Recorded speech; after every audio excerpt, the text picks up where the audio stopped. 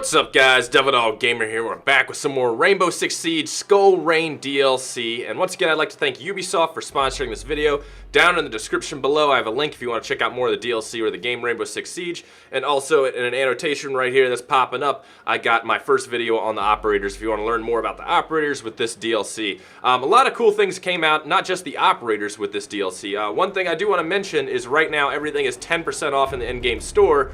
So if you ever wanted to pick up those emerald gemstone skins for guns, which are badass, now would be the time to do it.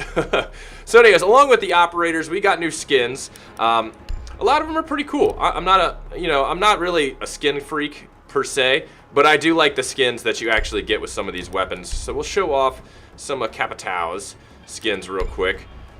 Now he gets the Skull Rain one, which is full of skulls, and then the Piranha has that little red piranha on it. And then the Amazonia, which is just, I don't know, it looks like a bird or something. Amazon skin. Pretty badass, pretty badass. I like how now you can see which ones came with which DLC. I think that's pretty cool. That's pretty cool. So let's go on over to Caveira and check out her stuff,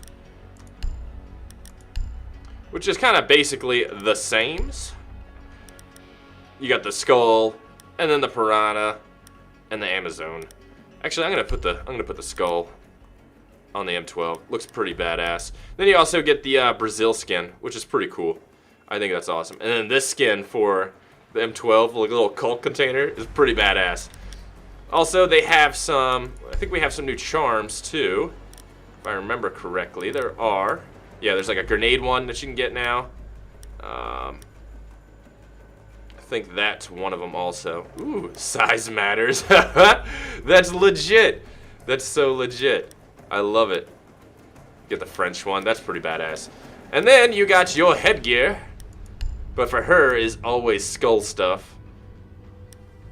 She has some pretty badass skull face mask.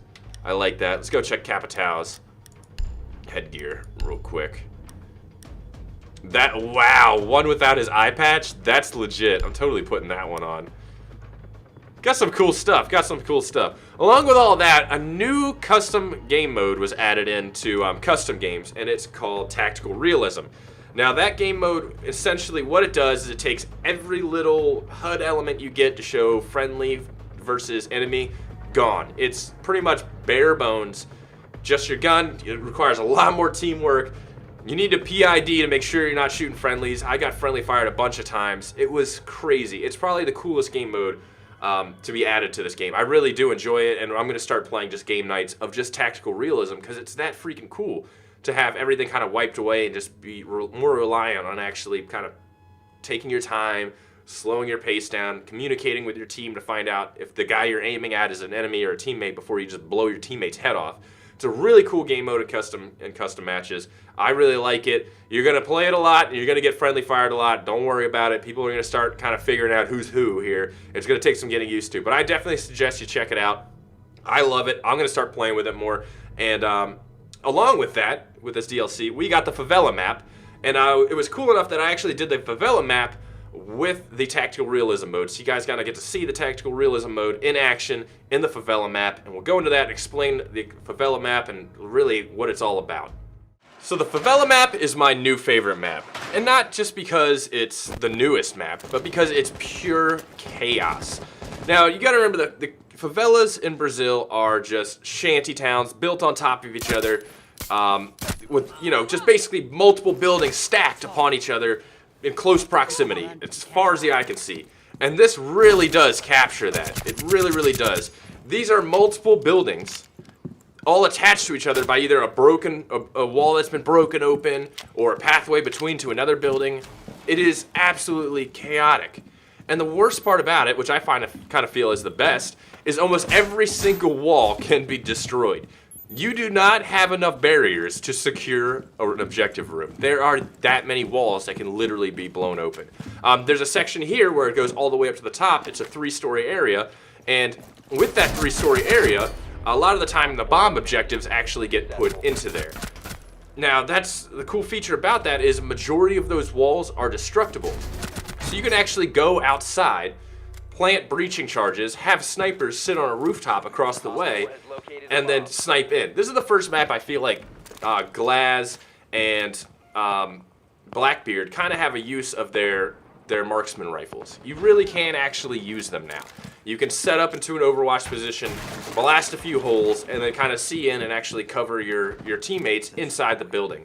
That's an awesome feature. Not even that, but you can actually blow holes from the inside and kill people on the outside.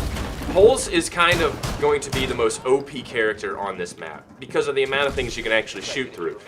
If you kind of stack Pulse with Tachanka and use them together, like, hey, you know, use Scan with Pulse and then have Tachanka set up on his machine gun and just be like, you know, hey, you know, there's a guy right here. Why don't you go kill him and blast through the wall? It's going to be a perfect defender combo. It is kind of a small map for Caveira to kind of use her thing and do her thing. She's definitely pretty difficult. You'd have to kind of hide above. Say your bomb is in the lower part. You kind of have to hide on the 3rd story and come down and get them when they're ready. I feel like she's pretty hard to run. But the perfect operator defender for this map is definitely Pulse. Pulse is just the best for it. Completely 110%. Pulse is there doing his thing, just completely wrecking people. I did one match, didn't record it, where literally a defender aced a match as Pulse because he was just sitting there walking around and shooting through all these walls. You can shoot through almost all of them. So it's going to add kind of a really crazy aspect to it. You're really going to have to use, you know, you use different kind of tactics when assaulting this. Not just assault from doors or windows, but find a wall that maybe nobody's covering in that room and then breach through that and get a foothold inside that room and therefore move around and actually go through the room and, you know, clear it out. But a lot of the objectives seem to be placed in rooms that are very hard to secure based off the fact that all the walls are destroyable. But there are different angles. There's certain sides of the building, like this side of the building doesn't really have any good sniper positions if you go towards the back side. But if you go to the 3-story, there are plenty of sniper positions where you can actually see through everything and just snipe everybody left and right. It's really crazy. I like this map a lot. I feel like it's really cool with just the amount of different corridors and connected buildings. I mean, a lot of these buildings you can see are just straight up the doorways knocked out of the concrete. It really captures that favela feel with just everything being chaotic and just, you know, stacked on top of each other, building after building. I think it's really, really awesome. It's a cool map. I really like it. I mean, as you can see, you can just go anywhere. You can go through anything. It's crazy. It just takes that destructibility that Rainbow Six Siege has and just takes it to a whole new level by you being able to actually go through and just go anywhere you want. It's going to be it really is a defender nightmare. And if you don't run Pulse for this map, you're really going to miss out on actually being able to secure a lot. And I'm pretty sure you're going to have some win-loss rate, some problems here if you don't run Pulse. Pulse is kind of needed on this map, basically, just because there's so many areas they can go through that you really need to. I mean, you can use Pulse to find where they're going to breach on a wooden wall and take them out before the breach ever goes up and just eliminate that sniper hole that they were just about to make. That's how crazy it is. This map is just nuts. I think it's the coolest thing ever, man. I'm really liking this map a lot. I really want to play it more. And of course, that coupled with the tactical realism just makes it even more chaotic. Like these whole matches I was playing with tactical realism on the favela were insane. It was just nuts. I mean, we were friendly firing each other left and right because you were just so nervous going through, like, where are they, where are they? And you see somebody and you just automatically shoot. It was insane. This game mode, coupled with favela, is just freaking nuts, man. It's just absolutely insane. Anyways, boys, if you want to see more Rainbow Six, you let me know in the comments below. I definitely want to start doing a lot of tactical realism videos. I'm really, really enjoying the tactical realism. I think it's a perfect game mode for the kind of stuff I enjoy with that, you know, that realism aspect to it. It's not super real, but it makes it a hard mode.